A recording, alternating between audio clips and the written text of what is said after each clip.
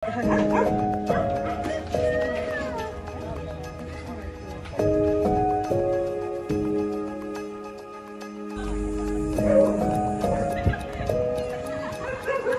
light of recent issues concerning animal abuse, the students of FS 101 have been inspired to unite and organize a program titled A Cause for Pause at Tales of Freedom Animal Haven, located in Silang, Cavite.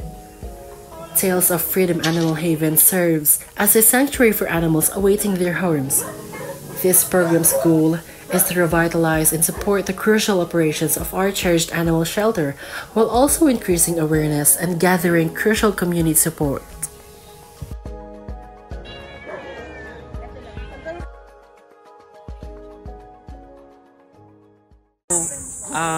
Konting background lang po sa shelter natin. Paano niyo po naisip na magtayo ng shelter? Paano niyo po naisip masimulan siya? Wala talaga sa balak na magtayo ng shelter. May isang unfortunate incident lang na rescue na hiningan kami ng tulong para lang mailabas yung mga aso sa pound. Nung nailabas na sa dog pound yung mga aso, yung pagdadalhan na shelter, hindi na makontak, hindi na tinanggap. So, dahil kami ang nahinga ng tulong, nakapasama, parang naging responsibilidad na rin namin na hindi pwedeng pabayaan. Nagkaroon kami ng urgent fundraising, urgent adoption. So, may mga natira. Kasi, hindi naman, lalo na pag adult dog, tapos galing pa sa mga pound, hindi basta na-a-adapt. So, yun. Kaya naputap yung shelter. Para may mapaglagyan kami nung mga naiwang aso na hindi mo naman pwedeng pabayaan. Kasi nga, wala nang gustong tumanggap. So, kailan po yan? 2018, March 2018. So, 6 years na po. 6 years na rin naman. So, yung operations po natin, paano po usually parang inaalagaan yung mga aso? Yung parang sistema, yung routine po ba? Ayun, alaga, re-rehabilitate. Kung may mag-aampon, i-re-rehome. Yung tapos hanggang naandyan dito, obligasyon talagang kakainin. Ilan po ba sila? 60. Oo, may mga naka-isolate kasi kami doon. 60 dogs yan. Oo. Tapos ang mga angkat sa amin, nasa 50. So yung adopt po ba, gano'ng karami po ba nag-a-adopt? Kunyari po sa isang buwan? Halos minsan wala. Halos minsan? Oo. Bakit po? Mas marami kasi pag may breed ang ang ipinose mo, mas mabilis. Pero yung mga asking, may bihira talaga. Unless mga tuta, yan. Pag tuta, kasi ang sa amin naman, iniiwasan namin ang tuta.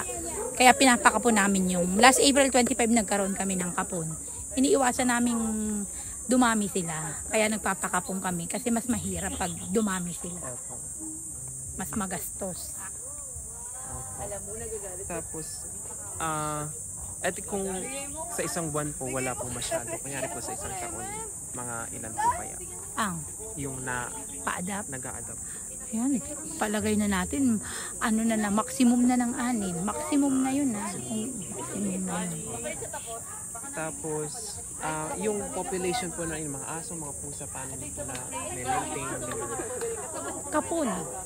Oo, kapon talaga ang kapon talaga. Yung mga kasi niyan, mga rescue naman kasi yung mga kuting na yan. Kaya may mga kuting rescue yan actually. So, ilan po ulit yung staff dito? 4. Hindi po. 4 po talaga sila. Pero ang galing din po handle. Paano niyo po siya na-handle? Ano po yung mga role ng isa't isa? Dahil nga ganyan sila nag-aasahan. Ka talaga, kita mo yung ko kanina. Talagang ang hirap, lalo na pagkatulad ko. Halos hindi ko na monitor ko lang sa tawag. Hindi ako halos nakakaakyat kasi walang tao nga sa garahe. Yun ang nagiging problema, nakita niyo naman. Tanong ako ng tanong kung kumusta yung mga aso. May isa na palang may sakit doon, hindi naman sinasabi. Ang sa akin kasi, pag nangungumusta ako, magsabi. Kasi ako nakakaalam kung ano yung mga ipapainom na gamot, kung anong gagawin. Iuutos ko lang sa kanila. Kaso paano ko iuutos kung hindi nasasabi? Yun. Kaya ako nagagalit. Hindi po napapansin o hindi nasasabi? Napapansin nila, kaya lang hindi ko alam kung anong malalaman ko mamaya. Kasi hindi pa ako tapos nanggigigil talaga ako sa totoo lang. Pasensya na. Okay. Pero yung sa ano nyo po, yung sa funds po, gaano kadalas po yung nagbibigay ng funds? Paano po nagbibigay? Palagay natin na sa 100% wala pang 1/4. Wala pa po. Kaya mostly pag may mga ganyan natutuwa ako. Kasi mababawas na yun sa ano eh.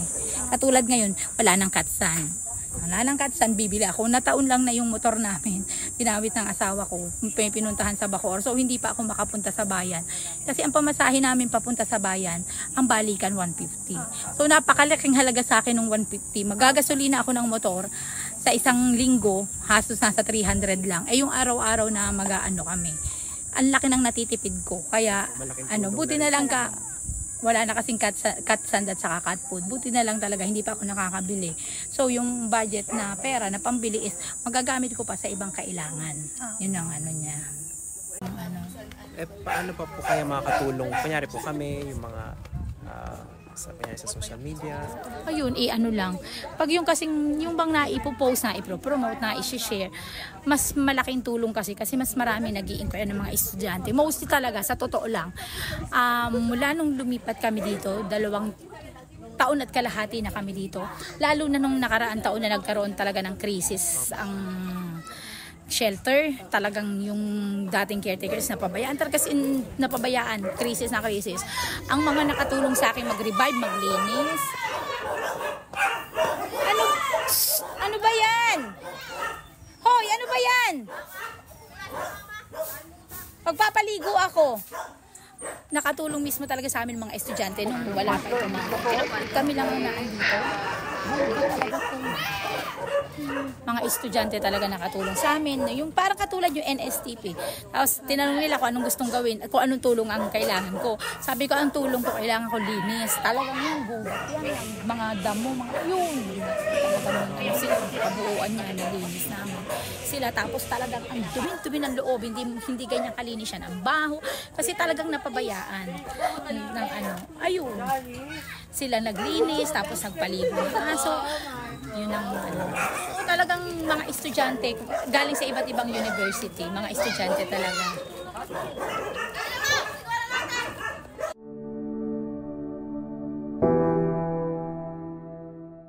Yun lang. Maghahanda ako, mag-ituturo ko sa inyo yung tamang pagpapaligo kasi ang daming kuto ng ako na. Hintayin nyo ako. Yun lang po. Thank you po. Salamat po. Ayun po, salamat po sa inyong A Cause for Pause embodies a collective endeavor to make a tangible difference in the lives of shelter animals and strengthen community bonds in support of their welfare. Through collaborations and compassion, we endeavor to pave the way for a brighter future of dogs, one paw at a time.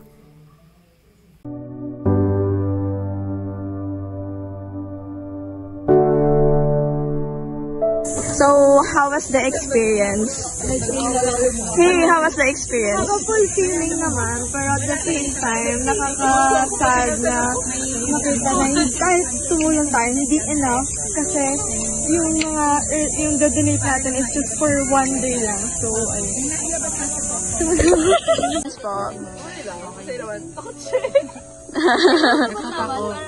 Kita mo talaga kung gano'n kailangan nila ng tulong. Pag naman takot ka, parang hindi mo naman, wala kang pake.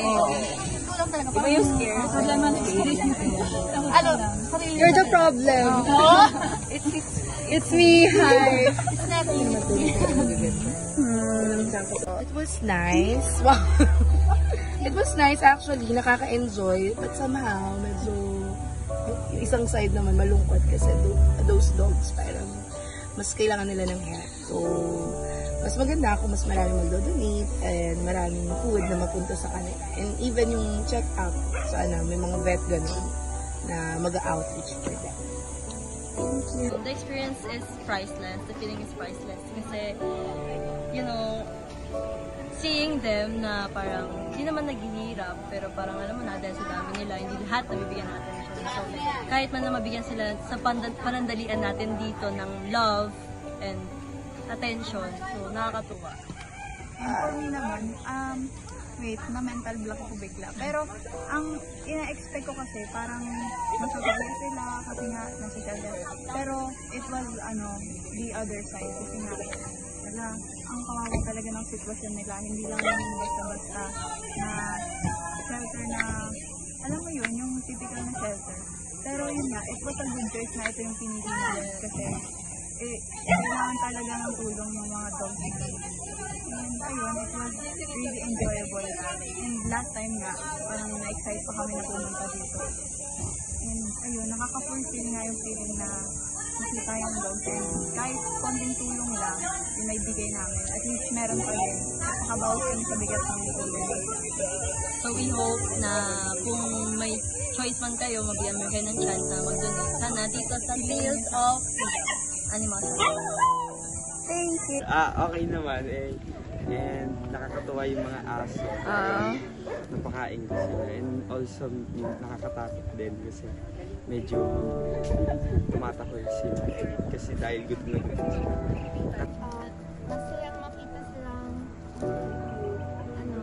masaya kahit medyo mahirap yung araw-araw nilang buhay. Sana marami pang mag-donate. Please. Masaya naman. Nakakatuwa na nakikita yung mga aso na nag-enjoy. Kanya lang nakakalungkot kasi karamihan sa kanila malnourished. Yun lang. Kailangan natin talaga tumulong sa mga nangangailangan. Especially mga asong ligaw.